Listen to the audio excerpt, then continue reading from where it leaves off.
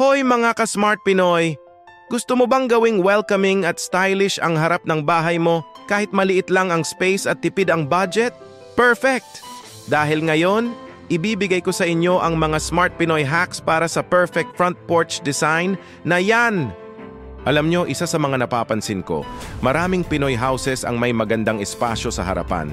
Pero minsan, hindi natin ito napapakinabangan ng husto. Minsan nagiging tambakan lang ng tsinelas, ng bisikleta ng mga bata, o kaya naman, mga paso na hindi na naasikaso.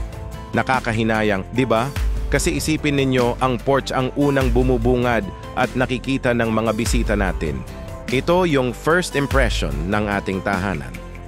At higit sa lahat, pwede itong maging isang napaka-relaxing na tambayan kung maayos lang ang design nito. Yung tipong dito ka magkakape sa umaga o dito ka tatambay kasama ang pamilya sa hapon, ang kailangan lang natin ay ilang matalinong diskarte. Kaya naman, huwag nang mag-alala dahil nandito ako para ibahagi ang mga solusyon na swak sa budget at panlasang Pinoy. Let's transform that space. Okay, game na. Hack number 1, a simple wood or cement bench. Hindi kailangan ng mamahaling outdoor furniture set.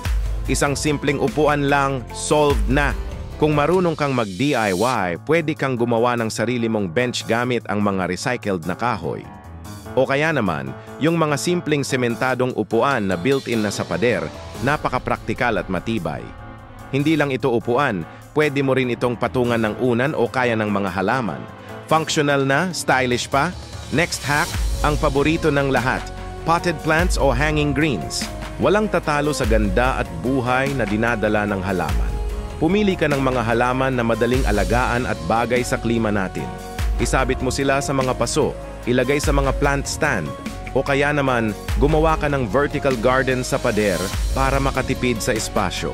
Agad-agad, magkakaroon ng kulay at a refreshing vibe ang porch mo.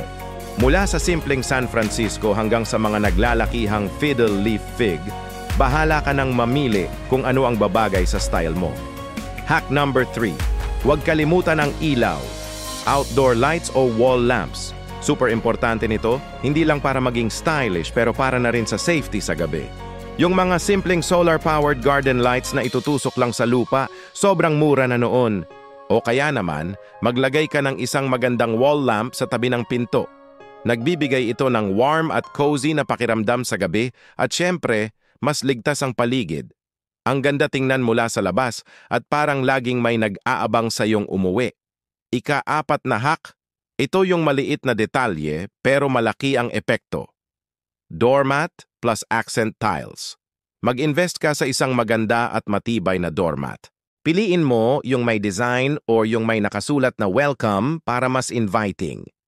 At kung may extra budget ka, pwede kang maglagay ng accent tiles sa sahig. Hindi mo kailangang itile ang buong porch. Kahit isang maliit na area lang sa may tapat ng pinto, sapat na para mag-level up ang itsura. Parang red carpet entrance sa sarili mong bahay. At ang panghuli, hack number 5. Wall decor o name signage. Ito ang paraan para magkaroon ng personal touch ang bahay mo. Pwede kang maglagay ng isang magandang house number o kaya naman isang signage na may apelyido ng pamilya ninyo.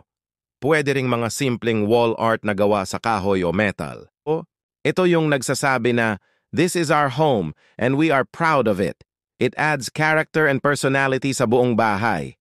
Ayan, kita nyo? Sa pamamagitan ng mga simpleng Smart Pinoy hacks na ito, yung dating simpleng harapan ng bahay, pwede nang maging isang welcoming, relaxing, at super stylish na tambayan. Hindi kailangan ng malaking espasyo at malaking budget. Ang kailangan lang ay konting creativity at diskarte. Sana ay marami kayong natutunan at na-inspire sa episode natin ngayon. Kung nagustuhan nyo ang video na ito, please give it a thumbs up. At syempre, mag-subscribe na kayo sa ating channel at i-click ang notification bell. Abangan nyo ang susunod nating video dahil dyan naman natin aalamin ang mga hacks para sa murang home entryway o foyer designs na swak sa mga minimalist na bahay.